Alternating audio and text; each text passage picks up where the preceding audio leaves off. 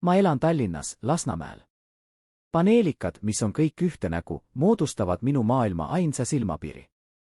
Rutiinne elu on muutnud mind omamoodi robotiks. Tööle, poodi, koju, teleka ette.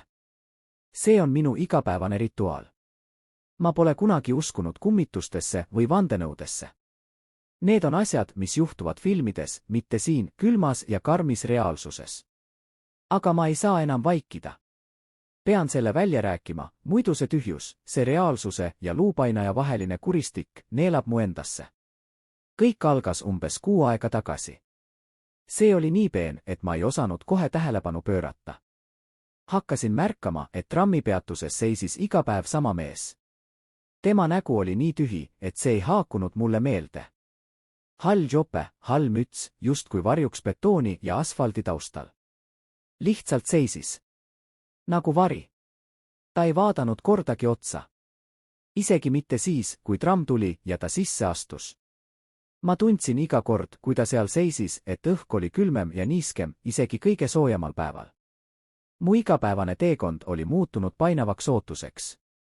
Ma hakkasin teda jälgima. Ja siis, ühel õhtul, kui ma koju jõudsin, sain telefonile sõnumi, kas sa tunned, et sind jälgitakse? Sõnum kadus sekundiga, jättes maha tühja, musta ekraani, enne kui telefoni ekraanile naasis tavaline koduekraan. Ma vannun, et ma ei kujutanud seda ette, sest ma nägin, kuidas ekraan jäi sekundiks tühjaks. Sellest hetkest muutus kõik. Üks öö, kui olin kodus, kuulsin koridoris samme. Kuulsin, kuidas keegi liigutas end ukse ees. Minu süda tagus rinnus nii tugevalt, et ma kartsin, et see kostab läbi ukse. Ma avasin ukse. Kedagi ei olnud. Järgmisel päeval oli minu korteri uksematil mustuse jälg. Kuigi ma olin just põranda pesnud ja mul polnud meeles, et ma oleksin uksematti kasutanud. Järgmised päevad tundusid kõik nagu mingis hallis tsoonis, järgmisel päeval lähenes mulle trammis istuv naine.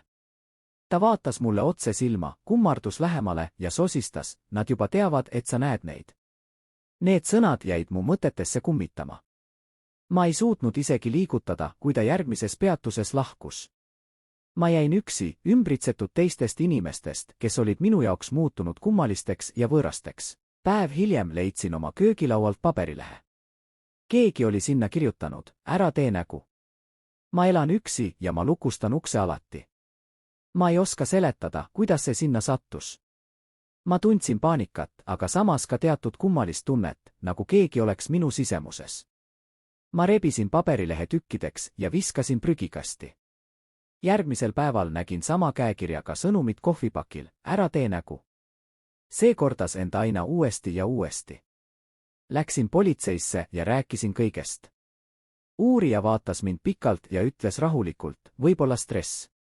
Puhake. Tema laual nägin sama paberilehte, sama käekirjaga. Ma jooksin sealt välja. Ma ei teadnud, kas ta oli nendega või püüdis ta mind hoiatada. Järgmisel päeval märkasin, et mu korteri ukse juures oli midagi. Seina peale oli kleebitud pilt. Pilt minust, tehtud mu magamistoa aknast, aga pildil ei olnud mitte mina, vaid hoopis keegi teine. Keegi, keda ma ei tundnud, istus minu laua taga. Ja keset pilti oli kirjutatud, sa oled elanud valet. Kogu su elu on etendus. Ma ärkasin oma voodis. Päike paistis. Kõik tundus normaalne. Ma juba hakkasin uskuma, et see oli lihtsalt halb uni. Aga köögilaual oli uus paber. Seal oli kirjas, see ei olnud uni. Ma istun pimedas toas ja vaatan aknast välja. Trammid sõidavad vaikselt. Ma näen oma aknapildis ennast. Liigutan kätt ja ka peegeldus liigutab.